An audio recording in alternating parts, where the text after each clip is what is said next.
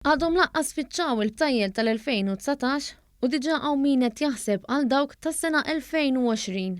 B'kumpaniji li f'dawn il-jiem fetħu l-bookings għal cruises jirrapportaw konkurrenza qawwija.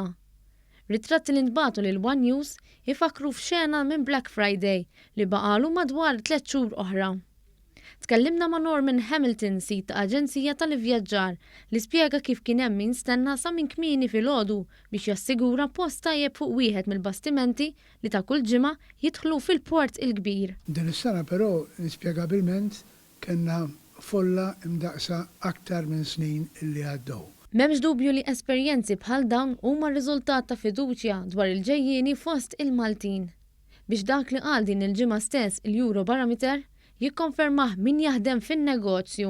Illum il-ġurnata, grazzi għall-gvern li għandna, flus fil-but mhux qed jonqsu, il-gvern dejjem qed iżid, il-purchasing power tal-Maltin allura bil-forsi sibu aktar flus fil-but. Bħalma l-Maltin qed jażlu l-btala fuq cruise, il-kumpaniji tal-cruise liners qed jażlu iktar lil pajjiżna. Fost oħrajn, il-kumpanija globali tal-cruise liners l-MSC u li bdiet ittajjer il-bandiera Maltija sal-lum għandha 4 vapuri reġistrati f'Malta. Hamilton spjega kif l-2020 se jkollha il-5 vapur taħt isem Malta li ma' vapur se jkun qed jaħdem sistema nadifa tal-gass. Vapuri bħal MSC illum il-ġurnata qed iħossuhom komdi li jirreġistraw taħt il-bandiera Maltija. Jiġifieri anke dawk li jiġu magħna jafu li qegħdin fuq biċċa Malta, biċċa minn Malta. Meta jitilqu minn Malta jmorru lejn Spanja, lejn Franza, lejn l-Italja, qed jivvjaġġaw fuq xi ħaġa Maltija.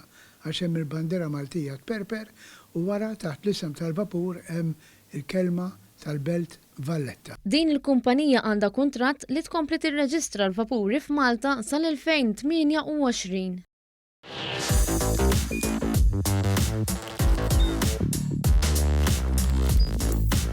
Idħol fuq one.com.mt u hemmhekk tista' tara l-programmi kollha li jxandru fuq One permezz ta' One Play.